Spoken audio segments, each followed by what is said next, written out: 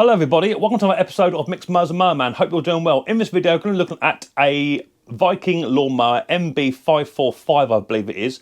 This lawnmower I picked up around about 2 years ago, I think. I did a video on it, I got it fully serviced, but the drive gearbox I believe to be bad. However, on closer inspection, I now believe the gearbox to be good and other components have perhaps failed. And this will then give us, hopefully, a drive system that then works. I can then sell this lawnmower on. I only paid about £15 for this lawnmower. I picked it up from Emsworth somewhere, I believe, up that way in Havant. Didn't cost me a lot of money, and it's just been sat in my store for a little while. So it does owe me a few quid just to get it back on the road. When I pulled it out, had a quick look at it, and initially I thought it was just a lawnmower I hadn't looked at all, but it has got a new air filter in there, blade sharpener and balance, all been done, new spark plug, all that sort of good stuff. That's all been done by me. But as I say, the drive, it used to click, crunch and grind when you engage it, and you can also hold the drive back as well. So if you have a Viking lawnmower, or you also have a stihl lawnmower or one similar to these, then this could be the video for you. If this is your first time watching Mixed Mowers and Mower Man, hit the subscribe button, whack the old bell, set notifications to all. That way you'll be told next time I upload another video. So without further ado, let's get down and dirty and let's try and get this drive to work on this Viking lawnmower, and hopefully then get it on to get it sold.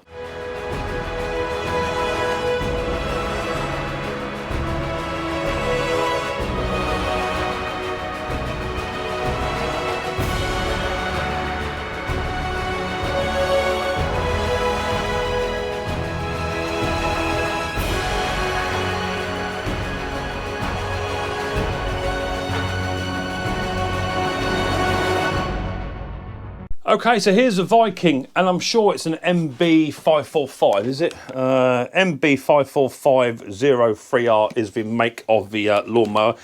The only downside to it, it is actually missing the front cover on this machine, but that's not life or death.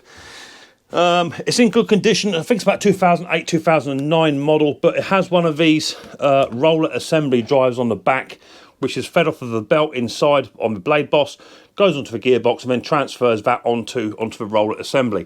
Now with this lawnmower, what it's been doing is when you engage the drive does work, but I get a lot of crunching noises, grinding noises coming from the drive assembly, and you can actually hold the drive back and the machine just crunches and grinds. So on closer inspection, if you get a Torx bit, you can remove this side inspection cover off of this roller assembly,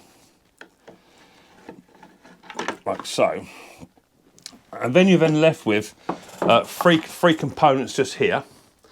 And what I believe the issue to be is one of three options. Either the chain is too slack, as you can see, and the chain is allowing this to jump up on both of these sprockets or cogs, whatever you want to call them, and I believe that to be the failure. So what I've done is I've got hold of L&S Engineering, they're a fantastic company, and I've bought the top gear for this, the I think they're called the Spur Gear, the Spur Gear, and also a new drive chain as well. Each part costs around about £15 to £20, depending on what website you go on. But if you can just locate what is actually wrong with it, then you could just literally just buy the chain if you think the chain is a stretch, and you could just fix this for around about £11 to £17 a go. So I have purchased all three bits of kit purely because when I go to sell the machine on, I want the machine to be fully working and what have you. But if I deem that it just requires a chain and the rest is fine, then that's all I should put on. But you just never know. But you need to work this out for yourself. So I should just go through the systems in which to check. As you see, this chain is excessively loose. See the gap down here. So I suspect to begin with, the chain is the first one to have failed. Just going to remove this little tiny circlip here off of the top Spur Gear. Take that off. It doesn't come with a spare one, but you can reuse the parts. And then that Spur Gear literally just comes off just by pulling it off, and there's a little tiny keyway on there as well, which you don't want to lose. So there's a keyway, and that just sits inside the gear and then locates on that shaft just there. Put it to one side. First thing I'm going to do is going to get the chain out. The chain part number is actually a stihl part number, because these are partners with stihl. There's a 6340-780-0601 if you want the part number. Okay, That's the part number for the chain. Part number for the top gear, pinion gear or spur gear, is there. There's a part number for that one, which is a little tiny gear at the top. And then your big spur gear down the bottom. There's your part number for that one there as well. Okay, so there's your 3 part numbers. As I say, you may not need to have all 3, but the first one I believe I need to change will be my my chain. I think that's the one that's actually failed, to be fair. I think it's just stretched in size.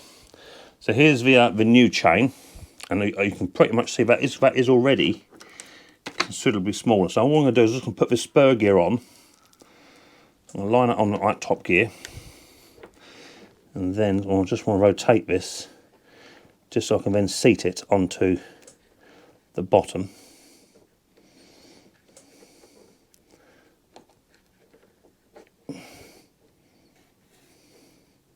It's a bit of a fiddle to do it, because that gear's got, that keyway's got to be sat all the way down, like so.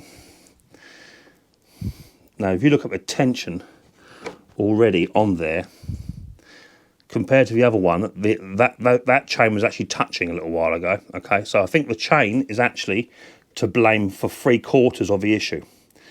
But as I say, I'm not interested in just replacing just one part, because I want to make sure that this drive system is good when I go to sell it on. So I'm going to open up the spur gear, which is the bigger one of the 2, which goes on the bottom. Let me get a pair of snips. And this part number is 6340-760-1310. And if you can look at these 2 gears in comparison, don't want to lose that keyway, Mick, that's a bit important, that one. If you look at the difference in 2 gears, look how much wear is on this cog or this sprocket compared to that one there. It's night and day. These have all been sharpened and rounded off. So I can now put this one in place. That keyway fits in on that gear as it should do. And then you can fit that one onto there. So that'll go on eventually. It needs to go on that way around, Mick. So the wider piece goes on first, onto a spur gear. Okay, so the steel parts do fit. And then you've got this other gear here, which is up the top. And that's got a little tiny roll pin just on there that holds that in. Let me just get a roll pin out. I'll show you how to do that, 2 seconds. Okay, so with this top spur gear here, you want a little tiny hammer, nothing too big, and it's got a roll pin just inside. I use these little tiny screwdrivers, or you can use a small punch, but you put that into there, and then with a tap, you can then punch that little roll pin out, okay? You can use a small punch, as I say. I may have to go for a small punch. It's quite a small hole, that one. Let me see if I can get a very small punch on that. That might do it better on this. So a very, very small punch.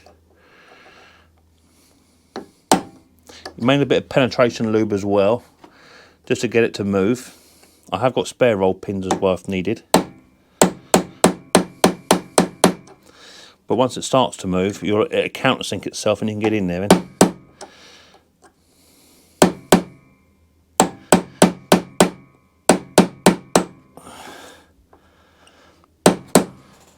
So with your punch, you can use these, as I say, but this may be a little bit too big just to fit in there. So get your punch. I have to start to drift it through slightly, and then just literally just get your punch and just start to drift that roll pin out.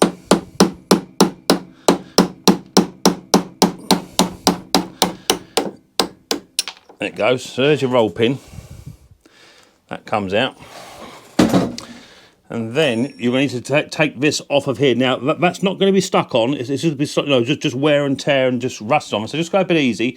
You can try and get a puller on there, but I doubt you'll be able to pull it very well. So I'll use a soft blow hammer, a bit of heat therapy, and just a bit of gentle tapping and levering, and that should come off. So let me get that off 2 seconds, and I'll come back to you.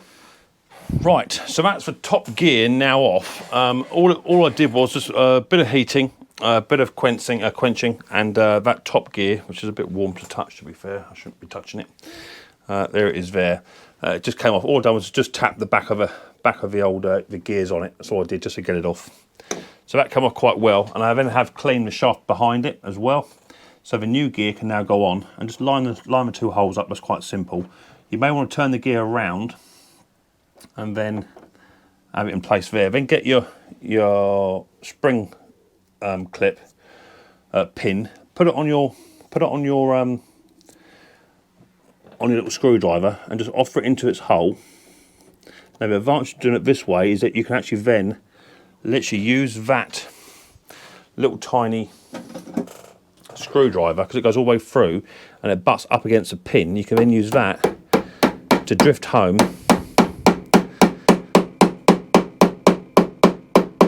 that little tiny spring bit into there, and you can literally just get it all the way in so it's tight and it won't jump off. Instead of using long nose pliers and bits and pieces like that, literally just get your screwdriver, put it in there and tap it all the way home. So that's all the way home. I don't think it needs to go any further than that, I don't think. You could do just a touch, just a smidge, as we call it over in the UK. Just a smidge, just to make sure it's definitely home. Yeah, that's home. Good. So that's that bit done. This little tiny spur one, you can't put it on yet because you've got to put the chain on as well. So take that spur one off, okay? And remember what I said, it goes on with the widest part at the back going towards the machine. We can now fit the chain on, and then this is the tricky bit, is getting all of this to line up together. It's going to be around about there, if I can get it all to go on. And the chain is pulling against it, so just go a bit easy. I don't really want to tap it too much. I don't want to give it too much physic. There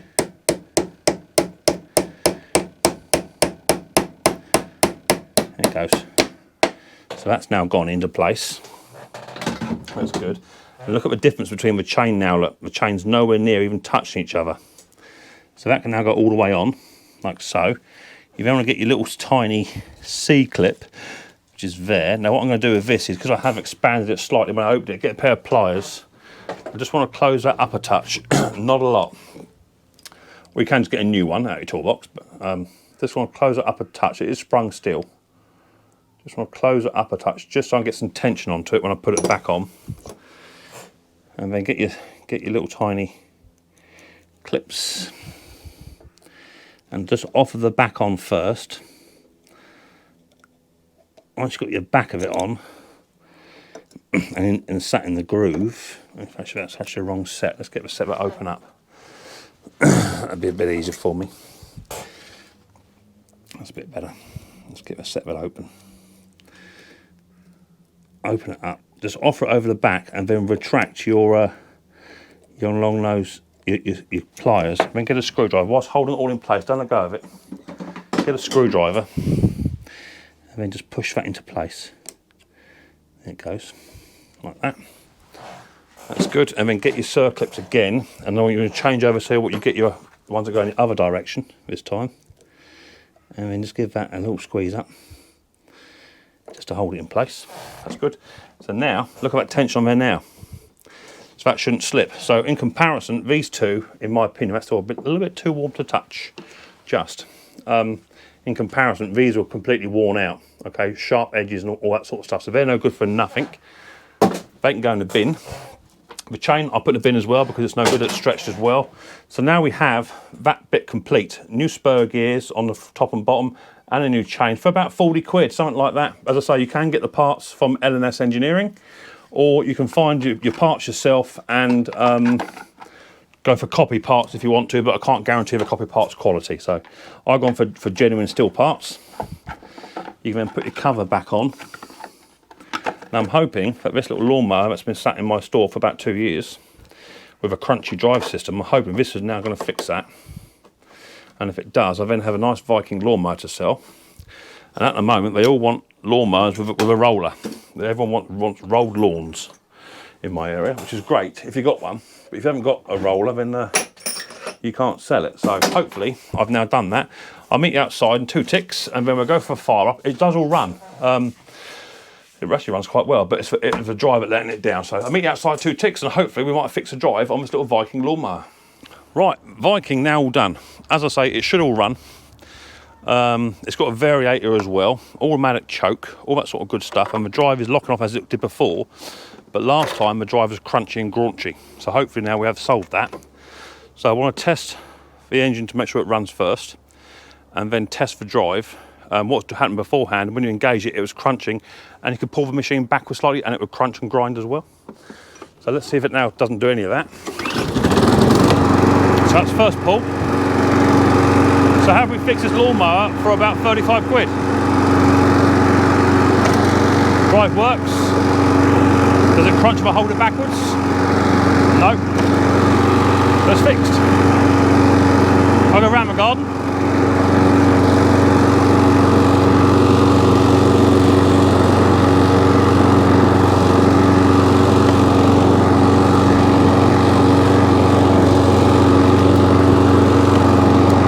Testing the variator as well, so that's fast speed, and then it also has a low speed as well. There's low speed, fast, that works. Oh, that's right, other way around for Vikings, isn't it? It might be a bit low on juice, to be fair.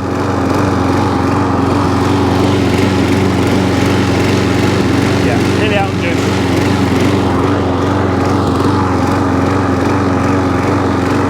Nearly out of petrol. Let me just get it topped back up. It's nearly out of juice, but the drive now works. Variator works, so well happy with that. But I'm nearly out of petrol myself. I don't get some more juice. But this will be another lawnmower that I can sell on, and you can sell it as a drive fully working. Variator and new gears. That always holds value. Let's put a bit more juice in there. That'll be enough. And the old commercial guys like these ones. I've got another 21-inch one this as well, which Taffy gave me. Right, let's try and stop that hunting noise. There you go. So yeah, drive well works, lovely. Can't pull it backwards. No grunching, no grinding.